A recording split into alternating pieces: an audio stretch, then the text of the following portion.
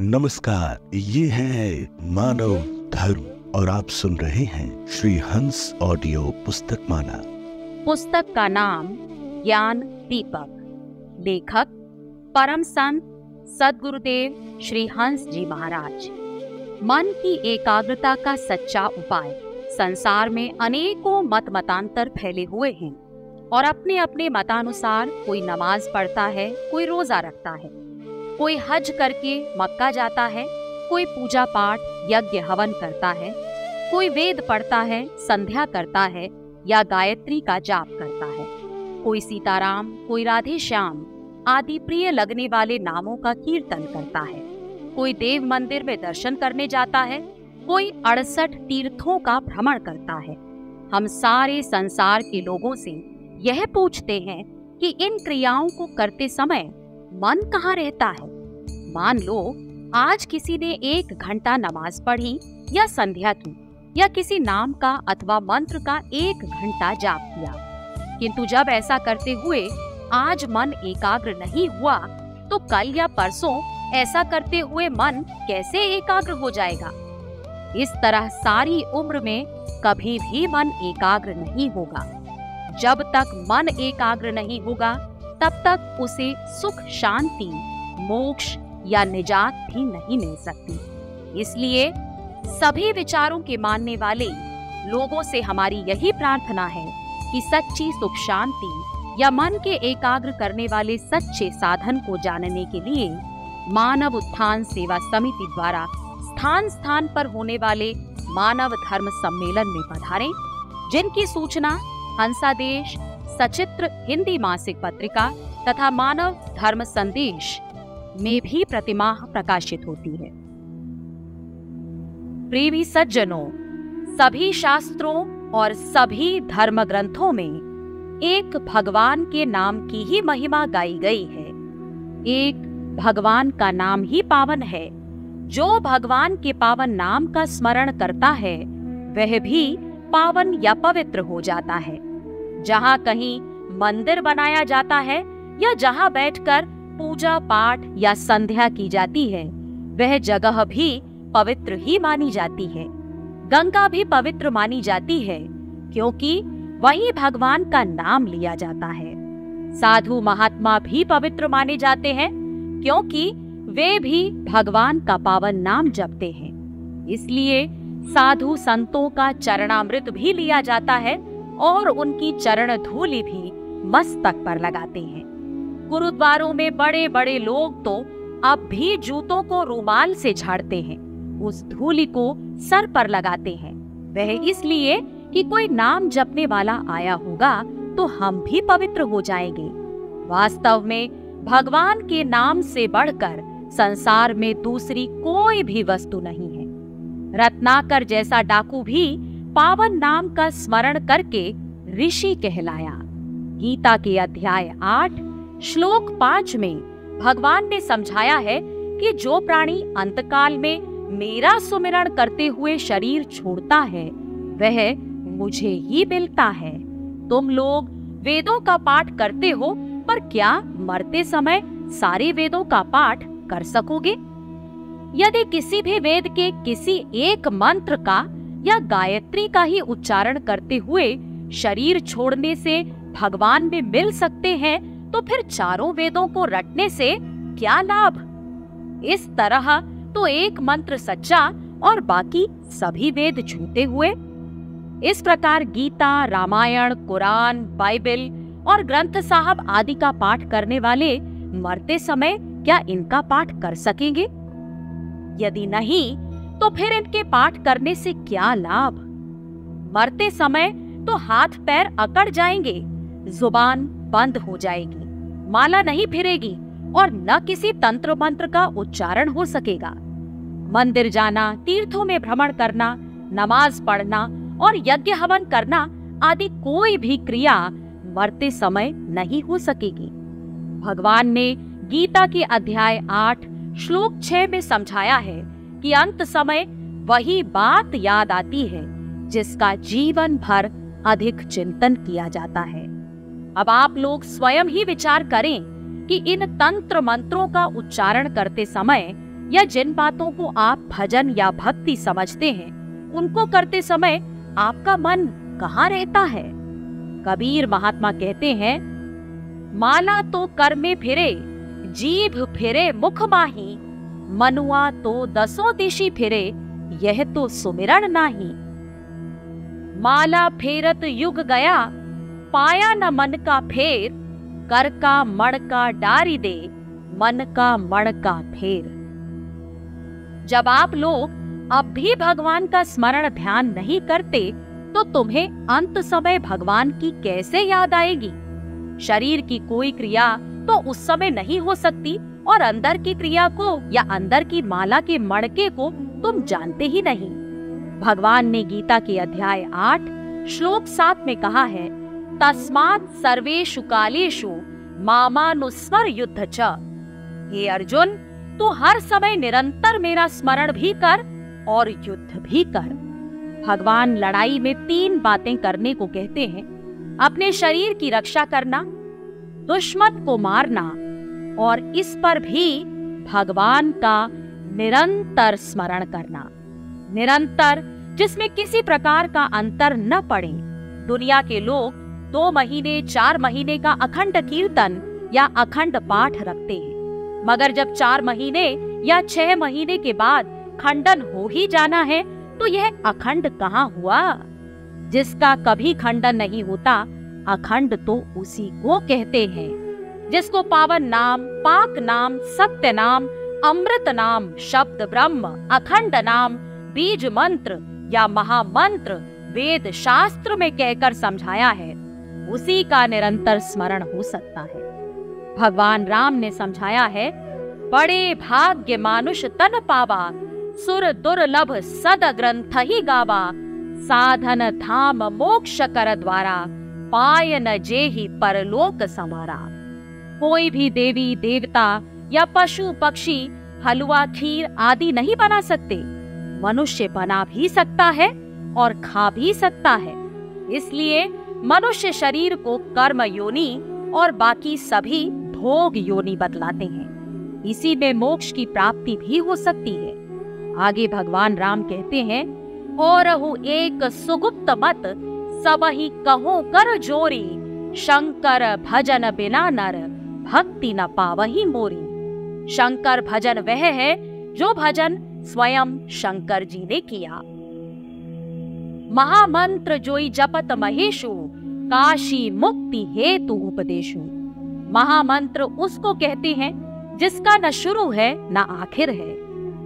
जितने तंत्र मंत्र दुनिया के लोग जपते हैं, इनमें से कोई भी महामंत्र नहीं है, क्योंकि इनका उच्चारण शुरू करने पर शुरू और उच्चारण बंद करने पर अंत हो जाता है। भगवान शिव कहते हैं, उमा कहूं मैं अनुभव अपना, सत हरि भजन जगत सब सपना। एक भगवान का भजन तो सत्य है, बाकी सभी कुछ स्वप्न है। जिसको गीता में निरंतर स्मरण के लिए कहा है, उसी के लिए नानक देव जी कहते हैं, उठत बैठत सोवत जागत नाम, कह नानक सद भये तिन्ह के काम। एको सुमिरो नानका, जल थल रह्यो समाये, दूजा काहे सुमरिये, जन्मे ते मर जाए। उसी एक का स्मरण करो जो कि जलचर, थलचर और नभचर सभी पशु पक्षियों में समाया हुआ है। दूसरे का स्मरण क्यों करते हो जिसका उच्चारण करने पर जन्म और उच्चारण बंद करने पर मृत्यु हो जाती है? जिन तंत्र मंत्रों को आप जपते हैं या जिन क्रियाओं को भक्ति समझकर किया जाता है, यह सब नींद में खत्म हो जाती है। पर नानक साहब तो नींद और स्वप्न में भी स्मरण करने के लिए कहते हैं, जो दम गाफिल सो हम काफिर। मंसूर साहब कहते हैं, अगर है शौक मिलने का तो हरदम लौ लगाता जा, अगर है शौक मिलने का तो हरदम लौ लगाता जा। न रख रोजा न मर भूखा, न जा मस्जिद न कर सिजदा, वजू का तोड़ दे कूजा, शराबे शौक पीता जा। नवधा भक्ति में भगवान राम ने कहा है, मंत्र जाप मम दृढ़ विश्वासा, पंचम भजन सो वेद प्रकाशा। जिस मंत्र का या जिस नाम का सभी वेदों में प्रकाश है, उसका दृढ़ता और विश्वास पूर्वक जप करना ही पांचवी भक्ति। मतलब यह है कि हर समय हृदय में भगवान की याद होनी चाहिए। वेद शास्त्रों का भी यह सार है कि हर दम भगवान के नाम का सुमिरण करो। वेद पुराण संत मत एहु, सकल सुकृत फल नाम सने। भगवान भी घट में है और चित्त भी अंदर है। चित्त को भगवान में लगाना ही भक्ति या भजन है। भगवान हमारा ध्येय, ध्यान लगाना भक्ति, और हम भक्त हुए। घट में है सूझे नहीं, लानत ऐसी जिंद, तुलसी या संसार को भयो मोतिया बिंद। मृग नाभि कुंडल बसे, मृग ढूंढे बन माही, ऐसे घट घट ब्रह्म है, पर दुनिया जाने नाही। जब भगवान को सर्वव्यापक और सबके घट में मानते हो तो उसकी याद, उसका सुमिरण, उसका ध्यान घट में ही होना चाहिए। दुनिया के लोग तो मंदिर, मस्जिद, बद्री नारायण या मक्के में दौड़ते हैं। वह पैरों से रास्ता ही तो नापते हैं। यहाँ भक्ति कहाँ हुई? लोग पूजा करते हैं, पर पूजा ही तो करते हैं, भक्ति तो नहीं करते। लोग तंत्र मंत्र जपने को भी भक्ति समझते हैं, पर तंत्र मंत्र ही तो जपते हैं, भक्ति तो नहीं करते। बहुत से विद्वान लोग ओम कहते हैं और ओम को ही शब्द ब्रह्म समझते हैं, पर जो हमारे उच्चारण करने से होता है वह शब्द ब्रह्म कैसे हो गया? शब्द ब्रह्म तो स्वयं होना चाहिए और सबके लिए एक होना चाहिए। रामायण में कहा है, जा सुनाम सुमिरत इक बारा, उतरहि नर भव सिंधु अपारा। राम एक तापस तिय तारी, नाम कोटि खल कुमति सुधारी। राम भालु कपि कटक बटोरा, सेतु हेतु श्रम कीन न थोरा। नाम लेत भव सिंधु सुकाही, करहु विचार सज्जन मन माही। करऊं कहाँ लगी नाम बड़ाई, राम न सके नाम गुण गाई। जितने भी तंत्र मंत्र या नाम हैं, यह सभी किसी न किसी के बनाए हुए हैं। बनावटी होने के कारण यह सभी झूठे हैं। कबीर महात्मा कहते हैं, तंत्र मंत्र सब झूठ है, मत भरमो संसार। सार शब्द जाने बिना कोई न उतरसी पार। कोटि नाम संसार में, ताते मुक्ति न होए। आदि नाम जो गुप्त जप, बूझे बिरला कोई। शब्द बिना सुरती आंधरी, कहो कहाँ को जाए। द्वार न पावे शब्द का, फिर भटका खाए। राम राम सब कोई कहे, राम न छीन्हे कोय। राम छीन्हे सतगुरु मिले, नाम कहावे सोए। सोचो, विचारो और यह बतलाओ कि इन तंत्र मंत्र या इन नामों के जपते समय आपकी सुरती या मन कहाँ टिकता है? जब तुम्हारा मन ही नहीं टिकता तो फिर यह सुमिरन या भजन कहाँ हुआ? संत तुलसीदास जी कहते हैं, नहीं कलि कर्म न भक्ति विवेकु, राम नाम अवलंबन एक। कलिकाल में न तो कर्मकांड ही हो सकता है, न भक्ति ही हो सकती है और न विवेक हो सकता है। कलिकाल में तो एक सत्य नाम का ही आधार है। लोग तंत्र मंत्र या अनेक नामों को मुख से जपते हैं, पर महात्मा कबीर तो कहते हैं, मुख से मत बोलो और तुम मुख से कुछ न कुछ जपते हो। तुलसीदास जी भी उस नाम को अकथनीय बतलाते हैं। नाम रूप गति अकत कहानी, समुझत सुखद न परत बखानी। सुमिरय नाम रूप बिन देखे, आवत हृदय स्नेह विशेषे। आज के मुल्ला मौलवी पंडित विद्वान मंडलेश्वर महामंडलेश्वर लीडर सबसे पूछना चाहिए कि वह कौन सी बात है जो कहने और सुनने में नहीं आती और समझने में सुखदाई है। उसी को हम दुनिया के सभी लोगों से जानने के लिए कहते हैं। गीता के अध्याय 4 श्लोक 34 में भगवान ने कहा है कि मान अहंकार को त्याग कर तत्वदर्शी गुरु की शरण में जाना चाहिए। उनको दंडवत प्रणाम करना चाहिए, उनकी सेवा करनी चाहिए और फिर छल कपट को त्याग कर उस परम तत्व को पूछना चाहिए, जिसको जानने के बाद कुछ भी जानना बाकी नहीं रह जाता। पवित्र और सत्य नाम वह है जो कि हनुमान जी ने हृदय फाड़ कर दिखाया था।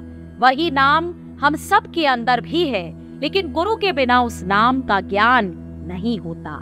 गुरु बिनु होई की ज्ञान, ज्ञान की होई विराग बिनु, गावहि वेद पुराण सुख की लहिय हरि भगति बिनु।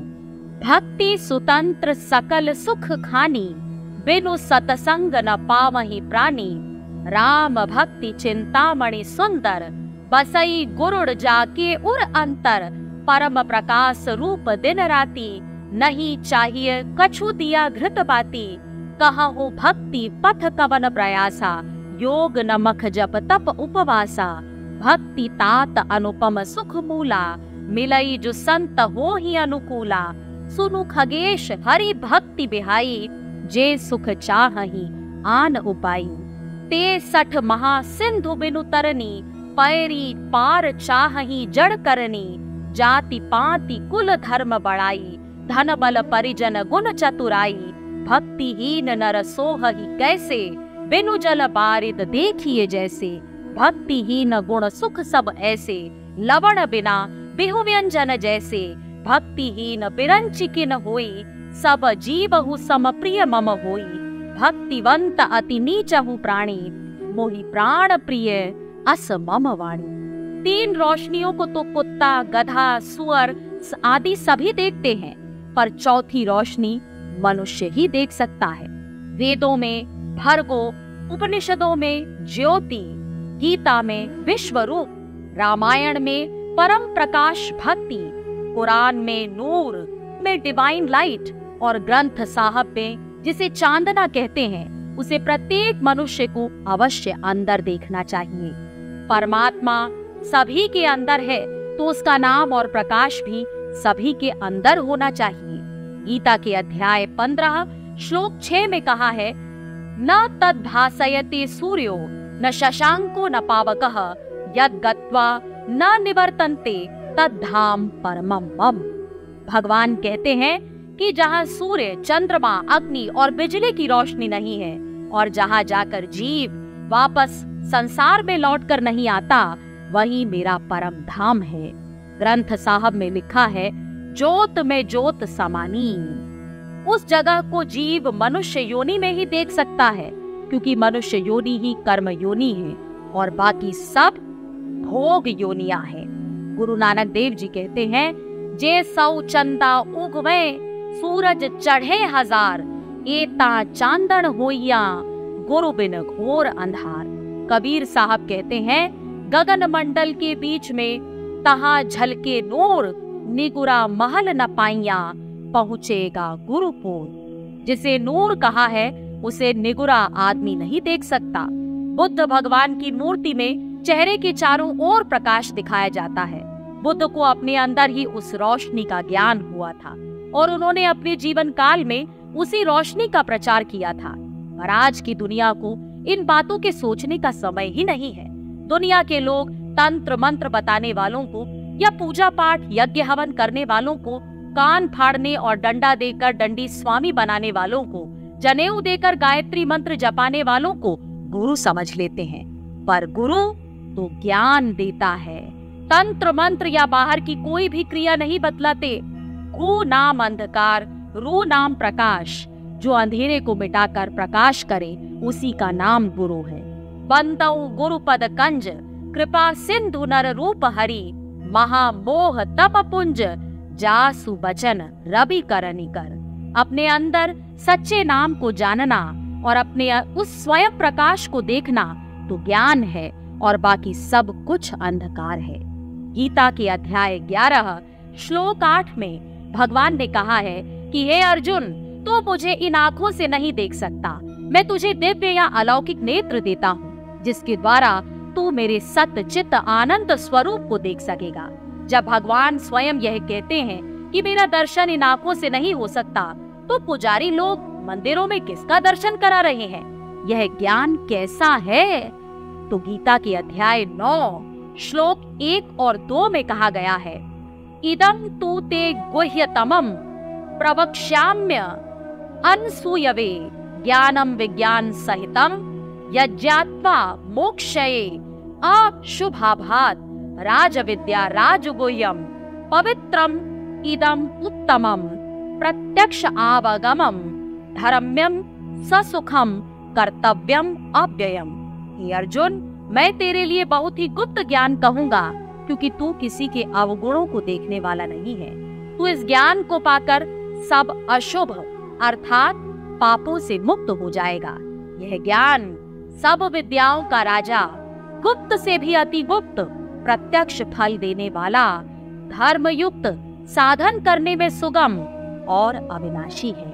उसी ज्ञान के प्रचार के लिए मानव उत्थान सेवा समिति प्रयत्नशील है।